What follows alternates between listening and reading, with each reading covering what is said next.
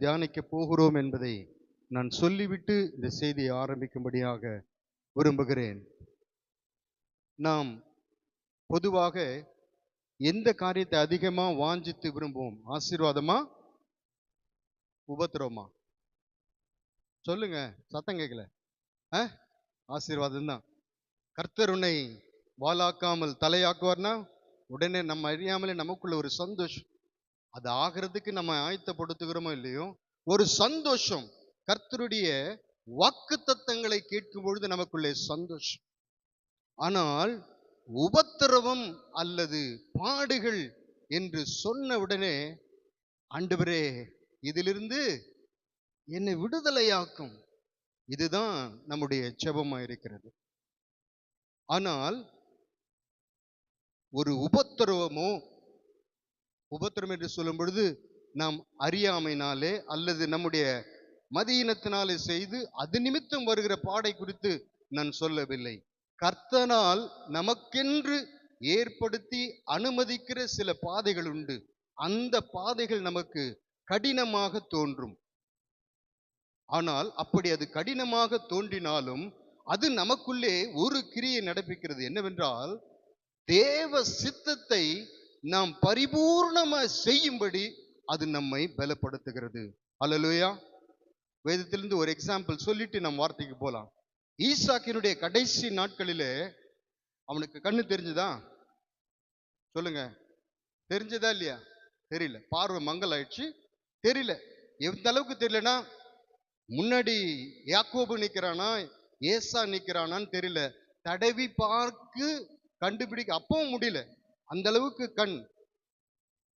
அவன் ஏதாவது ஆண்டவருக்கு விரோதமா பாவம் செய்தானா? அது நிமித்தம் அந்த கண்ணு போயிடுச்சா? இல்ல. அந்த உபத்திரவத்தை எப்படி நாம் பார்க்க வேண்டும் என்றால், ஒருவேளை அந்த ஆசீர்வாதத்தை பெறும்படி 2 பிள்ளைகள் வந்திருக்கிற வேளையில அவனுக்கு கண்ணு மட்டும் தெளிவா தெரிஞ்சதுன்னு வச்சுங்களேன், யாரை ஆசீர்வதித்திருப்பான்? ஏசாவை தான். ஆனா தேவனுடைய திட்டம் என்ன? ரெபெக்காளிடத்தில் தேவன் என்ன சொல்வார்? மூத்தவன் இளையவனை சேவிப்பான். அப்ப அந்த நேரத்துல பார்வை போனது நல்லது தானா? ஹல்லேலூயா. சில நேரத்துல அப்படிதான் வைப்பார் ஆண்டவர். தேவனுடைய சித்தத்தை அப்போ இப்போ ஈசா கிட்ட போயிட்டு அந்த பார்வை இல்லாத நேரத்துல நீங்க எப்படி ஃபீல் பண்றீங்க அப்படி கேட்ட என்ன சொல்லுவான்? உடைய புலம்பல் மிகுதியா இருக்கும். நல்லா தானே, கர்த்தர் சொன்னபடி தானே செய்தேன். நான் விதை விதைத்தேன், என்னை தேவன் 100 மடங்கு ஆசீர்வதித்தார். ஆனால் என்னுடைய கடைசி நாட்கள் எனக்கு இப்படி ஆகிவிட்டதே என்று சொல்லி இருக்க கூடும். ஆனால் அந்த பலவீனம், அந்த உபத்திரவம் தேவனுடைய சித்தத்தை செய்யும்படி, பூரணமாய் செய்யும்படி, யாக்கோபை சிநேகித்தேன் ஏசாவை வெறுத்தேன் என்று சொன்ன அந்த தேவனுடைய முன் குறித்துதலை செய்யும்படி அவனை அது கீழ்ப்படிய பண்ணிற்று. எத்தனை பேர் விசுவாசி? ஹல்லேலூயா. அப்போ ஒன்றை நீங்கள் இந்த நாள் அதுதான் நாம் செய்தியாக பார்க்கும். ஒன்றை புரிந்து கொள்ள வேண்டும். நமக்கு வருகிற உபத்திரவங்கள், ஒன்று தேவனுடைய சித்தத்தை நாம் முழுமையாய் செய்யும்படி நம்மை அதற்கு நேராக வழிநடத்தும். இன்னொரு காரியத்தையும் அது செய்யும். அது என்ன என்பதை நான் செய்தி முடித்து கடைசியிலே அதை சொல்லுகிறேன்.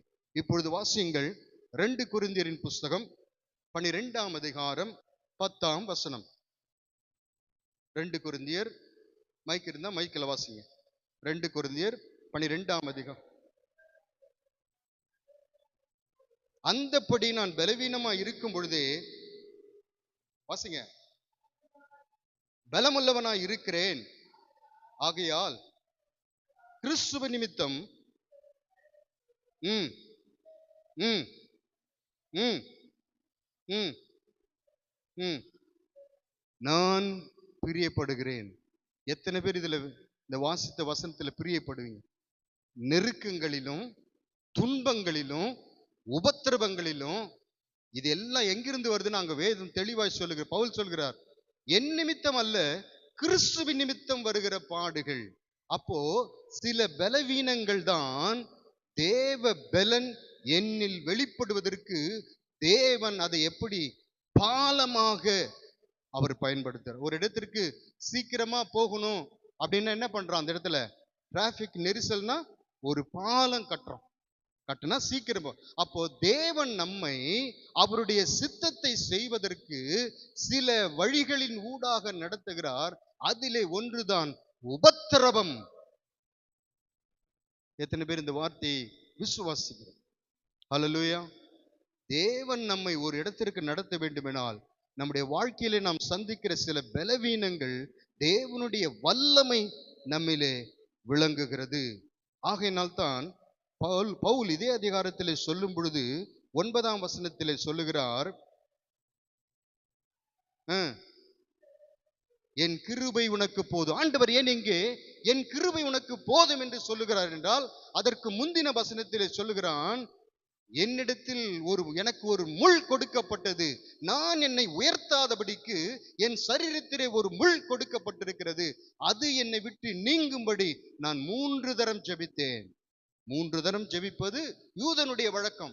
அதோடு அதை விட்டுருவாங்க, தேவ சித்தத்துக்கு அதை விட்டுருவாங்க. அதை 3 தரம் நான் ஜெபித்தேன் என்று சொல்றார். அப்போ ஆண்டவர் சரி, இன்னும் ஒரு 10 நாள் உபத்திரப்படுவீர் என்று வெளிப்படுத்தல ஆண்டவர் சொன்னார் அல்லவா? அந்த மாதிரி பவுலுக்கு சொல்லல, ஒரு 10 நாள் கஷ்டப்படு, அதுக்கப்புறம் என் கிருபை உனக்கு போதும். இதை ஆரம்பத்திலே பவுல் சொல்லுகிறார், ஆண்டவரே அந்த முள் என்னை விட்டு நீங்க வேண்டும். இப்படிதான் நம்மளும் ஜெபிக்கிறோம். ஒரு உபத்திரவம் கொண்டு ஆண்டவரே இதிலிருந்து என்னை விடுதலையாக்கும் என்று ஜெபிக்கிறோம். பவுலும் அப்படித்தான் தன்னுடைய ஊழியத்தின் ஆரம்பத்திலே ஜெபிக்கிறார். ஆனால் என்னுடைய பலவீனத்திலே அவர் பலன், தேவ பலன் எனக்குள்ளே கிரியை நடப்பிக்கிறது என்று உணர்ந்த பிற்பாடு பிலிப்பியர் 4:13 பார்க்கிறோம், என்னை பலப்படுத்துகிற கிறிஸ்துவினாலே எல்லாவற்றையும் செய்ய எனக்கு பலன் உண்டு என்று பார்க்கிறோம்.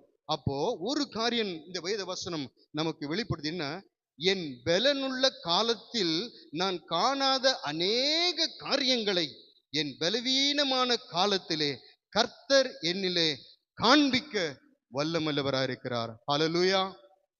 ஆகினால் நாம் வாசித்த வேத வசனத்தின்படி நாம் பைபிள் ரீடிங்ல வாசித்தோம். புதிய ஏற்பாட்டில் எங்க வாசித்தோம்? புதிய ஏற்பாடு எங்க வாசித்தோம்? ரோமர் 5ஆம் அதிகாரத்தில் நாம் வாசித்தோம். அது 2ஆம் வசனத்திலிருந்து வாசிங்க பார்க்கலாம்.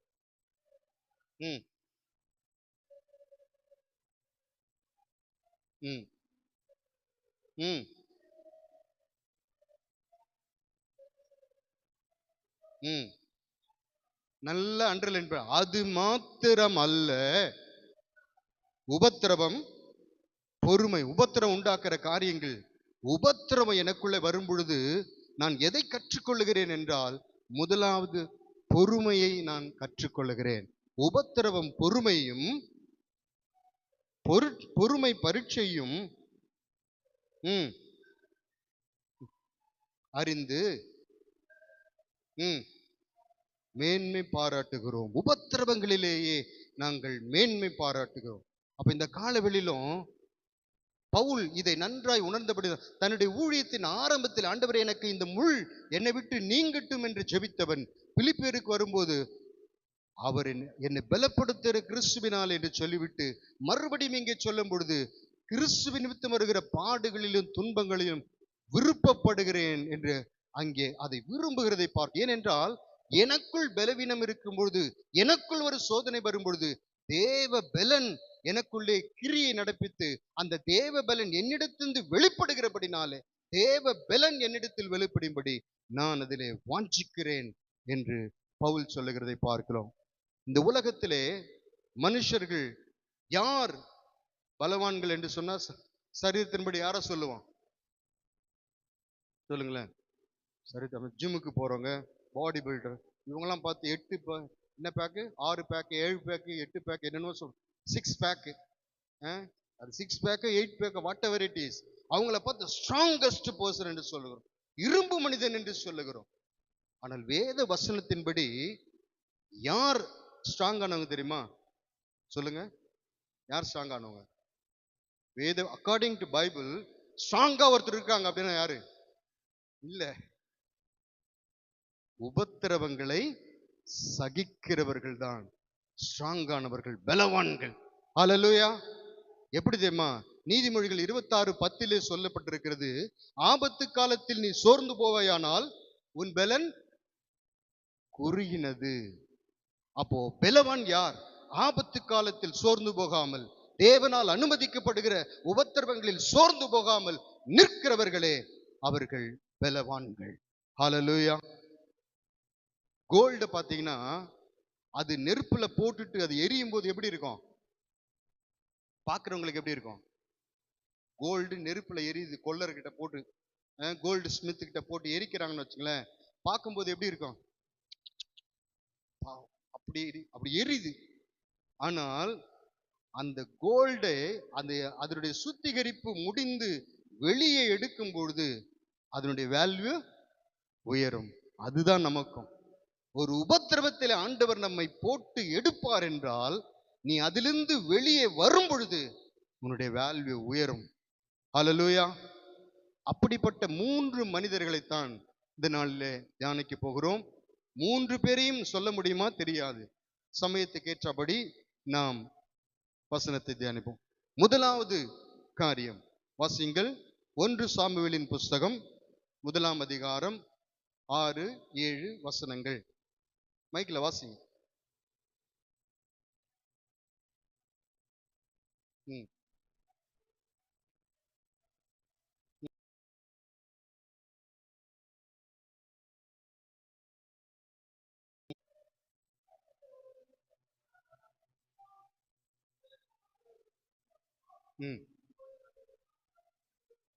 ஆமென். இங்கே பார்க்கிறோம், அன்னாளுடைய வாழ்க்கையிலே நடந்த சம்பவம். நாம் பார்க்க போற சம்பவம் எல்லாம் நமக்கு நன்றாய் பரிச்சயமான வசனங்கள் தான். இங்கே பார்க்கிறோம், அன்னாள், அவனுடைய புருஷன் எல்கானா, பெனினால் என்று 3 பேரை பார்க்கிறோம். இவர்கள் ஆலயத்திற்கு போகிறார்கள். மூவரும் ஆலயத்திற்கு தான் போகிறார்கள். ஆலயத்திற்கு போய் வந்த பிற்பாடு பெனினால் என்ன செய்கிறாள்? அவளை துக்கப்படுத்துகிறாள் என்று பார்க்கிறோம். போகிறது ஆலயம், ஆலயத்தில் தேவனை ஆராதித்து விட்டு வெளியே வந்து நாம் என்ன செய்கிறோம் என்பதிலே நாம் கவனம் உள்ளவர்களாக இருக்க வேண்டும். இங்கே பார்க்கிறோம், எல்கானா அவளை ஆறுதல் படுத்துகிறான். அப்ப நம்முடைய வார்த்தை மற்றவர்களுக்கு ஆறுதல் உண்டாக பேசுகிறோமா, அல்லது பெரிநாளை போல நாம் பலி செலுத்தி விட்டு தேவனை தொழுது கொண்டு விட்டு அவளை மனமடிவாக்கினாள் என்று எழுதியிருக்கிறதே, அப்படி நாம் செய்கிறோமா? இந்த காரியம் ஒவ்வொருவரும் நம்முடைய ஆவிக்குரிய காரியத்தை சிந்தித்து பார்க்க வேண்டும். வாட்டுங்கள் 1:8 வாசிங்கள். ம் ம் ம் ம் ம் போதும். இதெல்லாம் நமக்கு தெரியும். 10 குமாரரை பார்க்க அவன் ஆறுதலான வார்த்தையை பேசுகிறான். ஆனால் அவள் ஆறுதல் அடைய கூடாமற் போகிறதை பார்க்கிறோம். இது அன்னாளுக்கு வர காரணம் என்ன? அவள் செய்த பாவமா? அன்னாள் செய்த பாவத்தினால்தான் இப்படி அவர்கள் நிந்தனைகளை அனுபவிக்க வேண்டிய ஒரு சூழ்நிலைக்கு தள்ளப்பட்டாலோ என்று நீங்கள் பார்ப்பீர்களானால் 6ஆம் வசனத்தை வாசிங்கள்.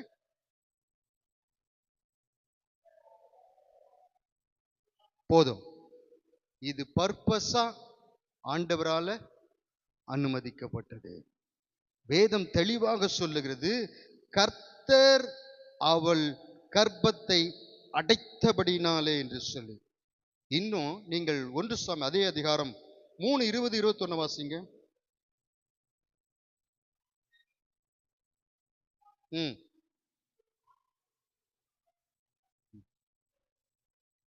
ம் ம்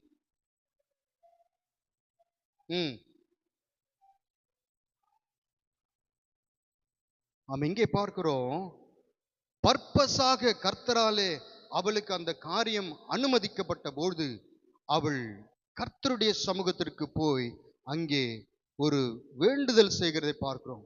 அவள், ஆண்டவரே, நீர் எனக்கு ஆண் பிள்ளையை கொடுப்பீரானால் நான் அவனை உயிரோடு இருக்கும் நாளெல்லாம் கர்த்தருடைய சமூகத்தில் அவனை ஒப்பு கொடுப்பேன் என்று நாம் பார்க்கிறோம்.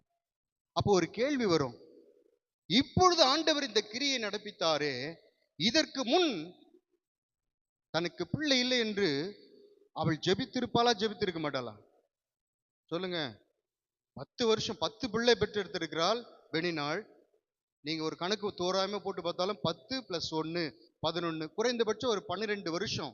12 வருஷமாய் அப்படி இருக்கிற அன்னாள் தேவ சமூகத்திலே ஜெபித்திருப்பாளா, ஜெபித்திருக்க மாட்டாளா? ஜெபித்திருப்பாள். ஏன் தேவன் அதை கேட்கவில்லை? ஏன் அப்போது பதில் தராத தேவன் இப்பொழுது சாமுவேலை கொடுத்து அவனுடைய பெயரை, அவனுடைய புகழ்ச்சியை தான் முதல் பெயர் சபா வரைக்கும் அங்கே பரம்ப செய்கிற நோக்கம் என்னவென்றால், நன்றாய் கவனிங்கள், இந்த வார்த்தை நமக்காக எழுதப்பட்டிருக்கிறது. அவள் இதுவரைக்கும் இந்த 12 வருஷம், குறைந்தபட்சம் 12 வருஷமாய் என்ன ஜெபித்தாள்? ஒரு குழந்தை தாரும் ஆண்டவரே. அது ஆனா பெண் அப்படிலாம் சொல்ல, அப்படி ஜெபித்து இருக்கக்கூடும். ஆனால் அது எதற்காக? என் நிந்தை நீங்கும்படி ஆண்டவரே, தன்னுடைய இஷ்டம், தன்னுடைய எதிர்பார்ப்பு நிறைவேறும்படி தேவ சமூகத்திலே ஜெபிக்கிறாள். அநேக வருஷங்கள் தேவன் அப்பொழுது கொடுக்கவில்லை. ஆனால் ஆண்டவரே, அவளுடைய ஜெபத்தெல்லாம் நீங்க வாசித்து பாருங்க வீட்டுல போயிட்டு. அவள் பர்பஸா சொல்றா, ஆண்டவரே எனக்கு ஒரு ஆண் பிள்ளையை தாரும். அப்படி படும் பொழுது சபரகன் கத்தி அவன் மேல் படுவதில்லை, அவனுடைய சமூகத்திலே கொண்டு அவனை விடுகிறேன் என்று அவள் பொருத்தனை பண்ணின பின்பு தேவன் அவரை கடாட்சித்ததை பார்க்கிறோம். அப்போ நாம் ஒன்றை அறிந்து கொள்ள வேண்டும். என் சித்தத்தை, என் எதிர்பார்ப்பை தேவ சமூகத்தில் வைத்து நான் அநேக வருடங்கள் ஜெபித்து பதில் பெறாதவளாய் இருக்கலாம். ஆனால் தேவனுடைய எதிர்பார்ப்பு முன்னிறுத்தி ஜெபிக்கும் பொழுது தேவன் அதை நமக்கு தர வல்லவராக இருக்கிறார். ஹல்லேலூயா. தேவனுடைய எதிர்பார்ப்பு என்ன? அந்த சூழ்நிலையை நாம் அறிந்திருக்கிறோம். ஏலி கிழவனானான். அவனுக்கு இருந்த 2 குமாரரும் என்ன பண்ணுகிறார்கள்? கர்த்தருக்கு விரோதமான காரியங்களை, மாம்ச இச்சை கடுத்த காரியங்களில் அவர்கள் சிக்குண்டு அதிலே வெளியே வரக்கூடாதபடிக்கு தடைபட்டிருக்கிற நாட்களிலே வேதம் சொல்லுகிறது, கர்த்தருடைய வசனம் அபூர்வமாயிருந்தது. அன்னாள் ஜெபிக்கிறாள், எனக்கு பிள்ளை தாருமாண்ட. ஆனால் கர்த்தருக்கு ஊழியம் செய்ய ஒரு ஆண் பிள்ளை இல்லை.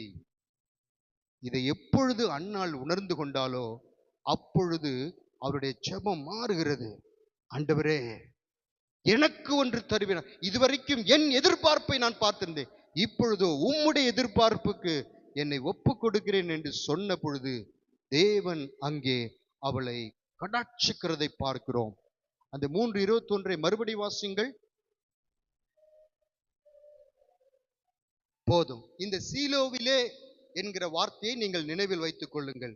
ஏன் ஆண்டவர் இந்த வார்த்தையை அங்கே மென்ஷன் பண்ண விரும்புகிறார் என்றால், இதில் ஒரு சத்தியம் அடங்கியிருக்கிறது. கர்த்தர் தரிசனமானார் என்று எழுதியிருக்கலாமே, ஏன் சீலோவிலே என்று எழுதப்பட்டிருக்கிறது என்றால் 1:7-8 வாசிங்க.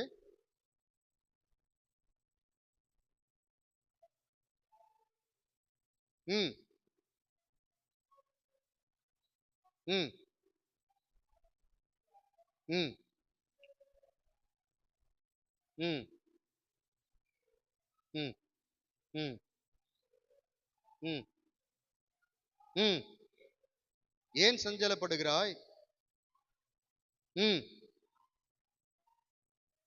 ம் சீலோவிலே. போதும். கர்த்தர் ஏன் அந்த வசனத்தை அதனோடு இணைத்து வைத்திருக்கிறார் என்றால் 3:21 1:9 சீலோவிலே, அங்கே பார்க்கிற சீலோவிலே. அப்படி என்றால் எதை காட்டுகிறது என்றால், எந்த இடத்திலே அவமானப்படுத்தப்பட்டாலோ, எந்த இடத்திலே அற்பமாய் எண்ணப்பட்டாலோ, அதே இடத்திலே தன்னுடைய எதிர்பார்ப்பை தன்னை விட்டு விலக்கிவிட்டு தேவனுடைய எதிர்பார்ப்புக்கு தன்னை ஒப்பு கொடுத்த போது தேவன் எந்த சீலோவிலே அவமானப்படுத்தப்பட்டார் அதே சீலோவிலே சாமுவேலை தந்து அவனுடைய பெயர் பிரஸ்தாபத்தை எங்கும் தான் முதல் பெயர் சபா வரைக்கும் அங்கே பெருக பண்ணினதை நாம் பார்க்கிறோம்.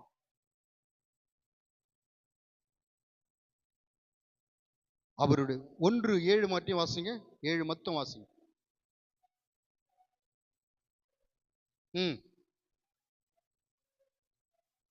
ஆமாம், அந்த படி செய்வாள். அப்போ அந்த பிரகாரமா செய்யும் பொழுது 10ஆம் வசனத்தை வாசிங்கள். போதும். வசனங்களை வாசிக்க வாஞ்சி உண்டு, சமயம் இல்லை, அதனாலதான் சுருக்கமா வாசி. அப்போ எந்த இடத்தில் அவமானப்படுத்தப்படுகிறாளோ முதலாவது அவள் செய்கிற காரியம், அந்த இடத்திலிருந்து எழுந்து அவள் போய், அப்போ முதலாவது அன்னாள் செய்தது தன்னுடைய பொசிஷனை மாற்றுகிறார். எந்த இடத்திலே தொடர்ந்து அவமானப்படுத்தப்படுகிறோமோ அந்த இடத்தை விட்டு கர்த்தருடைய சமூகத்திற்கு அங்கே அவள் போகிறதை பார்க்கிறோம். போனபோது அவள் தன்னுடைய இருதயத்தை ஊற்றி ஜெபிக்கும் பொழுது ஏலி என்ன சொல்லுகிறார்? உன் குடியை உன்னை விட்டு அகற்று என்று சொல்லு. நம்ம காலிலே தண்ணி போட்டு வந்துட்டியா? அதான் நம்ம லாங்குவேஜ்ல சொல்லலாம். அப்ப சொல்ல, அப்படி அல்ல என் ஆண்டவனே, நான் கிளேசமுள்ள ஸ்திரீ, நான் மன கிளேசமுள்ள ஸ்திரீ. அப்போ அவள் ஒன்றை செய்கிறார், எந்த இடத்தை விட்டு விட, எந்த இடத்தில் அவளுக்கு இருக்கிற பலன் குன்றி போகிறதோ அந்த இடத்தை விட்டு விட்டு எந்த இடத்திற்கு போனால் தனக்கு பலன் கிடைக்குமோ அந்த இடத்திற்கு அவள் பொசிஷனை மாற்றி பயணிக்கிறதை பார்க்கிறோம். மாற்றி அங்கே அவள் தன்னை ஒப்பு கொடுத்த போது, தேவனுடைய எதிர்பார்ப்புக்கு தன்னை ஒப்பு கொடுத்த போது அவளுக்கு உண்டான அந்த உபத்திரவம், இதுக்கெல்லாம் காரணம் கர்த்தர் அவளுடைய கர்ப்பத்தை அடைத்திருந்தபடினாலே தான் இந்த ஒப்பு கொடுத்தலுக்கு அவரால் வள முடிந்தது.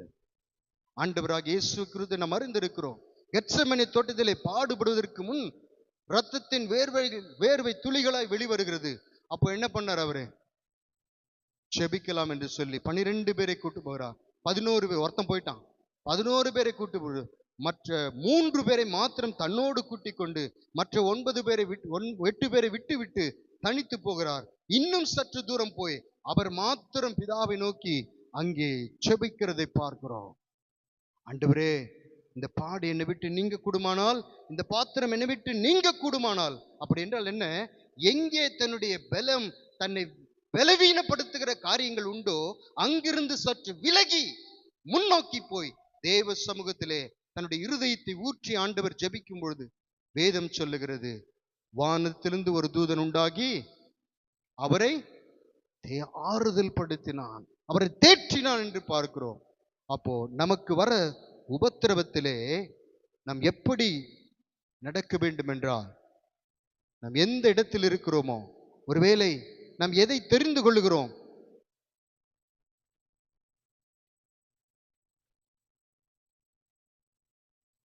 நாம் இருக்கிற இடத்திலே இன்னும் தொடர்ந்து இருந்து கொண்டு மற்ற இடத்தில் போய் எனக்கு இப்படியெல்லாம் இருக்கிறது, இந்த காரியங்கள் இப்படி இருக்குன்னு சொன்னால் சில காலம் கேட்பார்கள். கேட்டுவிட்டு திருப்பி நம்மை தூஷிக்கிற ஒரு காலம் வரும். அல்லது இவங்களுக்கு வேலை இல்லை என்று நம்மை கண்டவுடனே விலகி போவதற்கு வேலை வரும். ஆனால் இங்கே அன்னாளை பார்க்கிறோம். அன்னாள் என்ன சொல்லுகிறார்? தெளிவான பதிலை ஏலிக்கு சொல்லுகிறதை பார்க்கிறோம். அன்னாளுடைய சுபாவம் என்னென்றால், யாராவது அவளை நிந்தித்தா என்ன சொல்லுவா? என்ன பண்ணுவா வழக்கமா? சொல்லுங்க.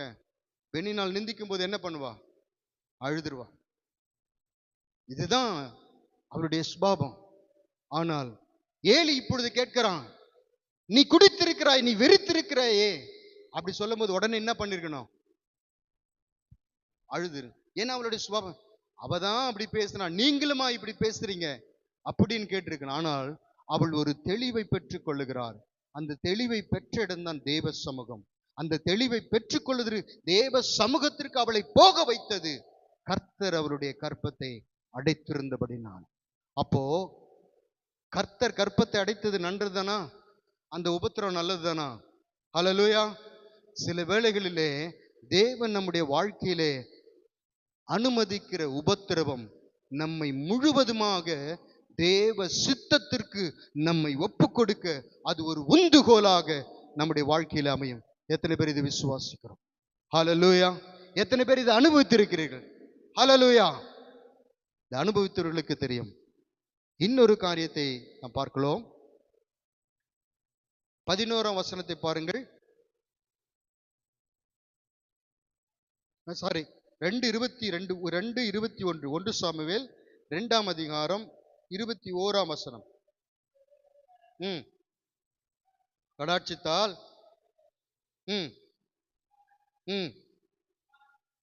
பெற்றார். இங்கே பார்க்கிறோம், தன்னுடைய எதிர்பார்ப்பை விலக்கி வைத்து விட்டு தேவனுடைய எதிர்பார்ப்புக்கு தன்னை ஒப்பு கொடுக்கும் பொழுது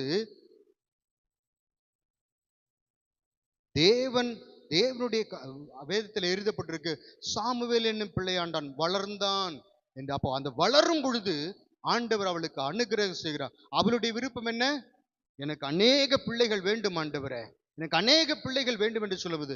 சாமுவேலை ஒப்பு கொடுத்த போது, கர்த்தருடைய எதிர்பார்ப்புக்கு அங்கே ஒப்பு கொடுத்த போது, உன்னுடைய எதிர்பார்ப்பு உன்னுடைய வாழ்க்கையிலே நிறைவேற்றுவதற்கு தேவன் வல்லவராய் இருக்கிறார். ஹல்லேலூயா. தேவனுக்கென்று நீ ஒன்றை ஒப்பு கொடுத்தால் உன்னை வெறுமையாய் விட மாட்டார். ஐயோ, நான் ஒண்ணு தானே இருக்கு, இது எப்படி நான் ஆண்டவருக்கு கொடுக்கிறது? ஒரு காசு தானே இருக்குது, இது எப்படி நான் உண்டியில போடுறது, எப்படி காணிக்கப்பட்டு யோசிக்கல. தனக்குள்ளதை அவள் போட்டபோது 3 ஆண் பிள்ளைகளையும் பெண் பிள்ளைகளையும் ஆண்டவர் அங்கே அவளுக்கு ஈவாக கொடுக்கிறதை பார்க்கிறோம். அப்படித்தான் ஆபிரகாமுடைய வாழ்க்கையிலும் தேவன் ஈசாக்கை கொடுப்பது அவருக்கு லேசான காரியமா இல்லையா? கொடுக்கலாம் தானே, ஆண்டவர் நினைக்கினா கொடுத்துருவார். ஆனா எது வரைக்கும் ஆபிரகாமுக்கு அவர் கொடுக்காதனார் தெரியுமா? ஆதியாகமம் 18:19 நாம் வாசிக்க முடியும். ஆபிரகாம் என்னுடைய கற்பனைகளையும் என்னுடைய பிரமாணங்களையும் தன்னுடைய பிள்ளைகளுக்கும் தன்னுடைய பிள்ளைகளின் சந்ததிக்கும் அறிவிப்பான் என்று அவனை குறித்து நம்பிக்கை இருக்கிறேன், நான் அறிந்திருக்கிறேன். அந்த கான்பிடென்ட் ஆண்டவருக்கு வரணும்னா நம்முடைய கிரியைகள் அங்கே மாறுகிறது. ஆபிரகாமுடைய கிரியைகள் அங்கே மாற்றப்படுகிறது. அது மாறும் வரைக்கும் தேவன் காத்திருந்தார். அதை போலத்தான் நம்முடைய வாழ்க்கையில சில காரியங்களை தேவன் நம்மில் எதிர்பார்த்து நம்முடைய ஜென்ம சுபாவத்தை நசுக்கி நம்மிடத்திலே ஒன்று எதிர்பார்க்கிறார். ஆபிரகாமுடைய சுபாவம் என்ன? சோதோம் ராஜா எதை கொடுத்தாலும் ஆடு மாடு கோழி எல்லாத்தையும் வாரி போடுறதுதான் ஆபிரகாமுடைய காரியம். ஒரு இடத்தெல்லாம் தன் சகோதரின்னு சொல்லுவான், அது வேற. இதை எல்லாவற்றையும் கர்த்தர் மாற்றி ஒரு இடத்திற்கு அவனை கொண்டு வருகிறார். எந்த இடத்துக்கு கொண்டு வர தெரியுமா? 18:19 சொல்லப்பட்டிருக்கிறது, என் பிரமாணங்களை தன் பிள்ளைகளுக்கு அவன் போதிப்பான் என்று நான் அவனை குறித்து அறிந்திருக்கிறேன் என்று ஆண்டவர் அங்கே அவனை குறித்து சாட்சி கொடுக்கிறதை பார்க்கிறோம். இப்போ இந்த பெனினாளுடைய காரியங்களை நாம் பார்க்கிறோம். ஒரு இடத்திலே உபத்திரம் வந்தவுடனே நம்மை உபத்திரப்படுத்துவர்களை நாம் பார்க்கும் பொழுதெல்லாம் நம்முடைய ஜெபம் என்னவா இருக்கும்? சும்மா சொல்லுங்க, ஆபீஸ்ல எல்லாம் உங்களை ஒருத்தர் உபத்திரப்படுத்திட்டே இருக்காங்கன்னா உங்களுடைய பிரேயர் எப்படி இருக்கும்? என்னவா இருக்கும்? ஆண்டவரே, இவனை அல்லது இவளை இந்த இடத்தை விட்டு, இதுதான் உண்மையை சொல்றேன், இனி நான் இவளை காணக்கூடாது, இனி நான் இவர்களை பார்க்க கூடாது. இதுதான், இது ஹியூமன் நேச்சர். ஆனால் அன்னாள் என்ன செய்தால் தெரியுமா? 2:10 வாசிங்க. அந்த கடைசி வார்த்தை மட்டும் வாசிங்க.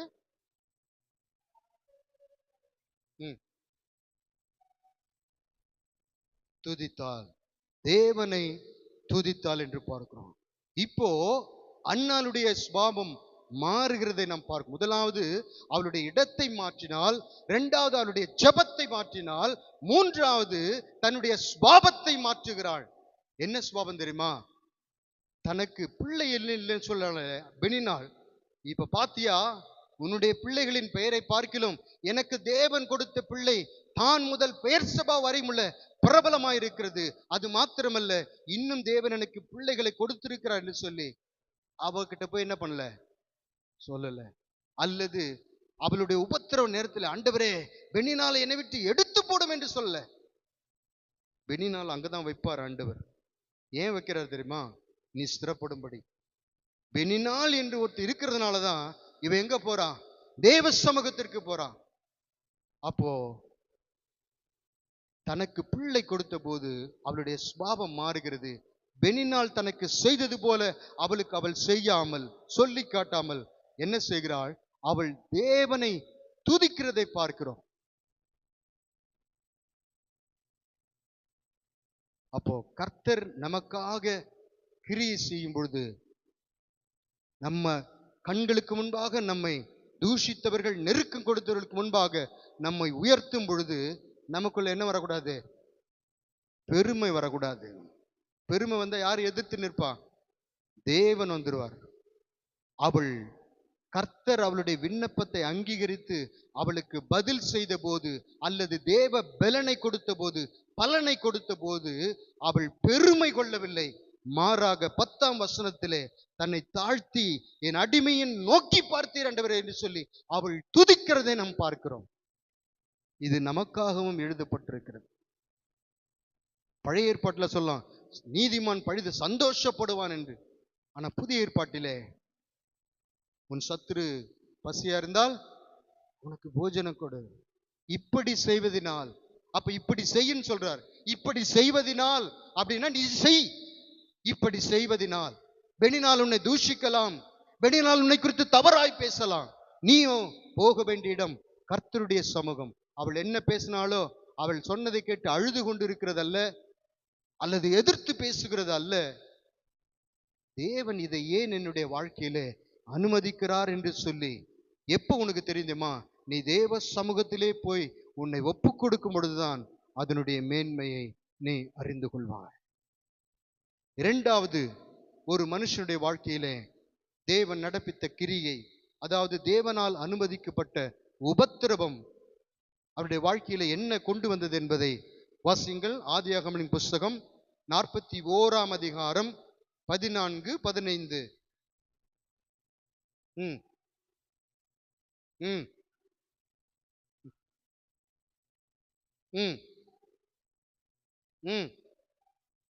தரித்து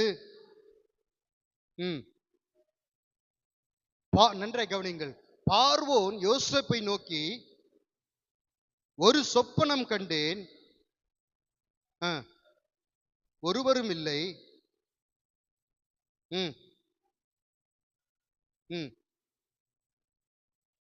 ஆமென். இங்கே பார்க்கிறோம், இங்கே யாரை குறித்து பேசப்படுகிறது சொல்லுங்க? யாரை குறித்து பேசப்படுகிறது?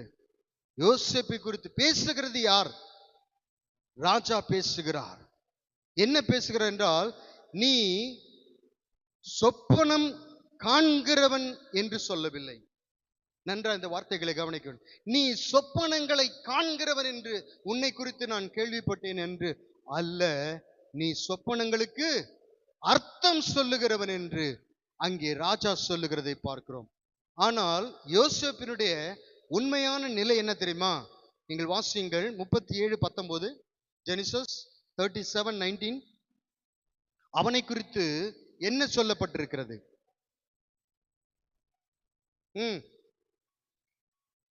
போதும். என்ன வருகிறான்? இதோ சொப்பனக்காரன். சொப்பனக்காரன்னா சொப்பனத்தை பார்க்கிறவன். இதோ சொப்பனக்காரன் வருகிறான் என்று சொல்லுகிறான். ஆனால் ராஜா இங்கே அவன் இதோ சொப்பனக்காரன் என்று சொல்லாமல், நீ சொப்பனத்திற்கு அர்த்தம் சொல்லுகிறவன் என்று உன்னை குறித்து நான் அறிந்திருக்கிறேன். இது யோசேப்பினுடைய வாழ்க்கையிலே இதை பெற்றுக் கொள்வதற்கு அவன் செலுத்தின விலக்கிரயம் என்னதென்றால், வாசியுங்கள் சங்கீதம் 105 18, 19 வாசிங்க.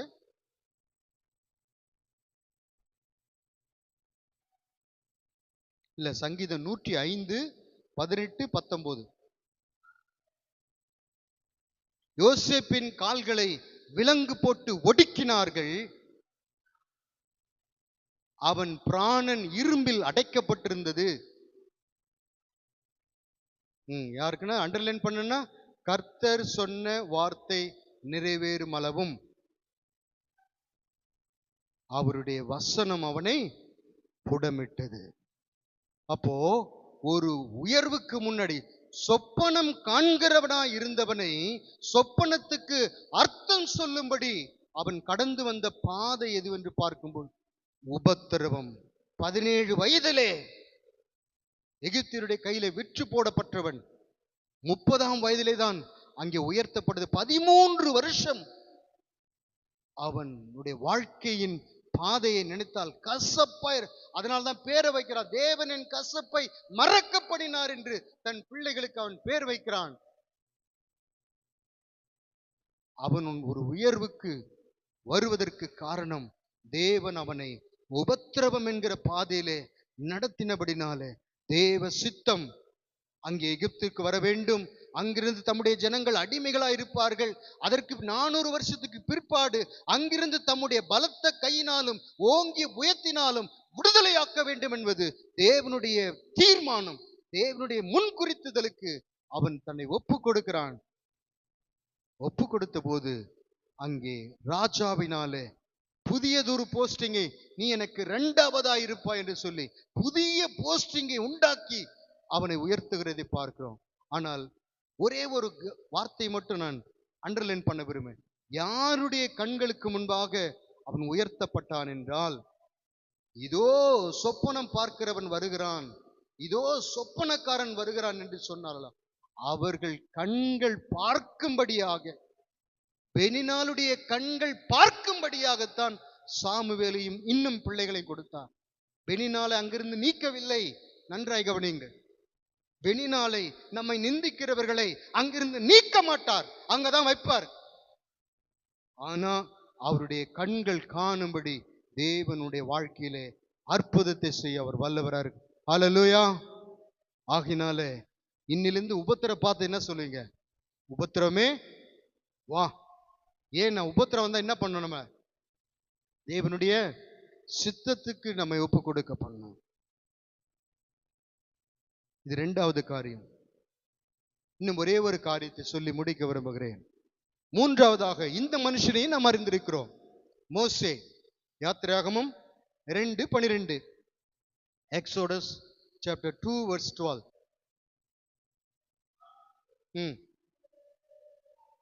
அங்கும் இங்கும் பார்த்து ஒருவரும் இல்லை என்று அறிந்து எகிப்தியனை வெட்டி அவனிலே மண்ணிலே புதைத்து போட்டான். இந்த சம்பவம் நமக்கு தெரியும். தன்னுடைய சகோதரன் அநியாயமாய் நடத்தப்படுகிறதை அவனால் பொறுத்து கொள்ள முடியவில்லை.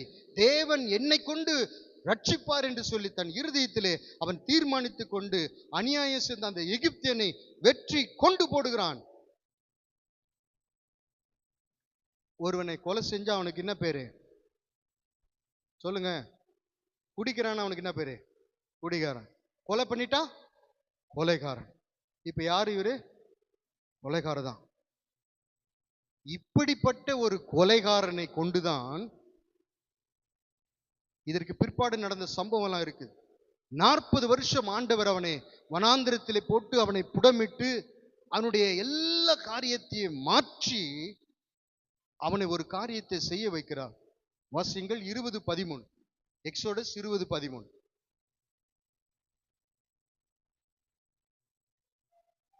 போதும். யார் இவரு? கொலைகாரனை வச்சு என்ன எழுத வைக்கிறார் ஆண்டவரே? கொலை செய்யாதிருப்பாயாக. எப்படிப்பட்ட கொலைகாரனையும் மாற்றி பின்னாளிலே மோசேயை குறித்து ஆண்டவர் சொல்கிறார். எல்லாம் என்னாகமம் 12:3. அதை மட்டும் வாசிங்க. என்னாகமம் 12:3.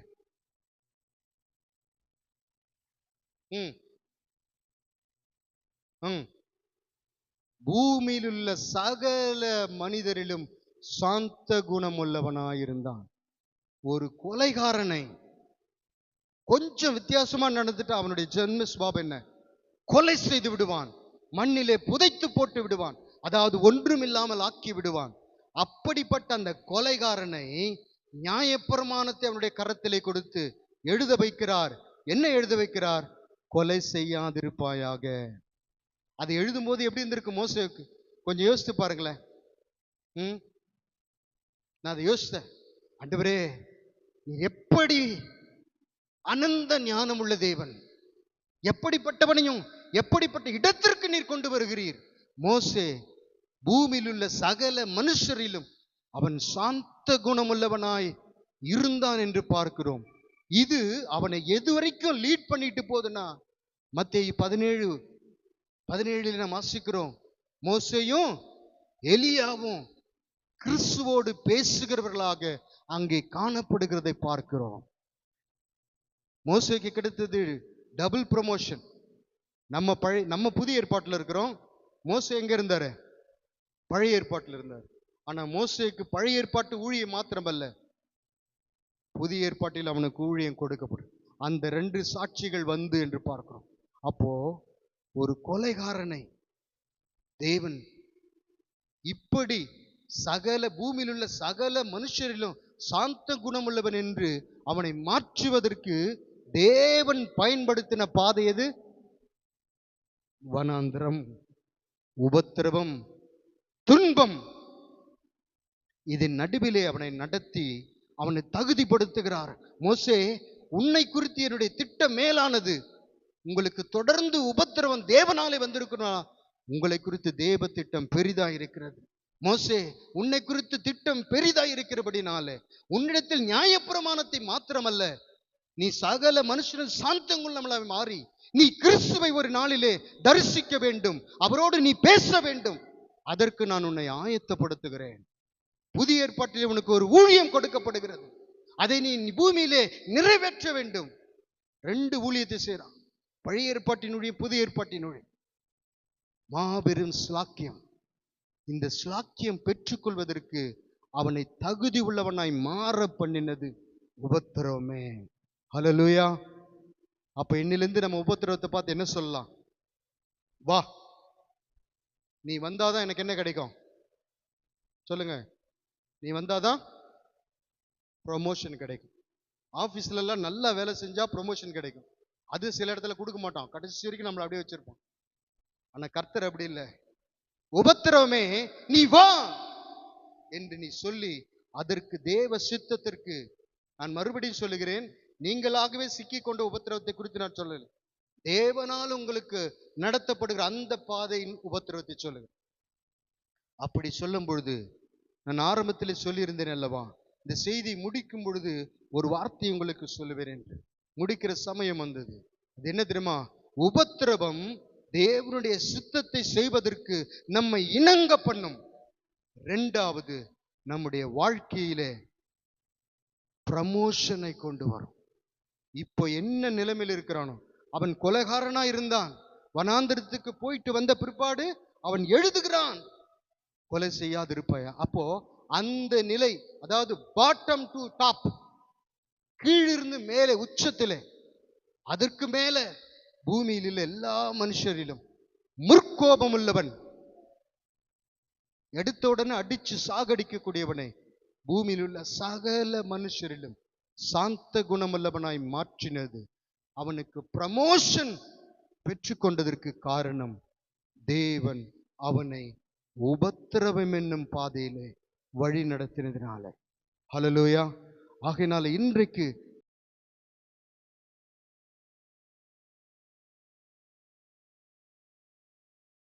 ஒரு கர்த்தருடைய வார்த்தை இது.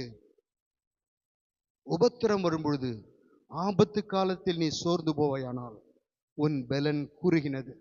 ஆகையால் இன்றைக்கு நாம் தீர்மானம் எடுப்போம், ஆண்டவரே, உம்மால் அனுப்பப்படு உபத்திரவத்தை கண்டு நான் முறுமுறுக்காமல் உம்முடைய சமூகத்திற்கு வந்து, ஆண்டவரே, என் எதிர்பார்ப்பு அல்ல, இதுவரைக்கும் என் எதிர்பார்ப்புக்கு நான் ஜெபித்திருந்தேன், இன்றைக்கு என்னை ஒப்புக் கொடுக்கிறேன், உம்முடைய எதிர்பார்ப்பு என்னிலே நிறைவேறட்டும். அது நிறைவேறின பிற்பாடு என்னுடைய எதிர்பார்ப்பை நீர் பூர்த்திப்படுத்த நிறைவேற்ற வல்லவராயிருக்கிறீர். கண்களை மூடி கர்த்தருக்கு நம்ம ஒப்புக் கொடுப்போம்.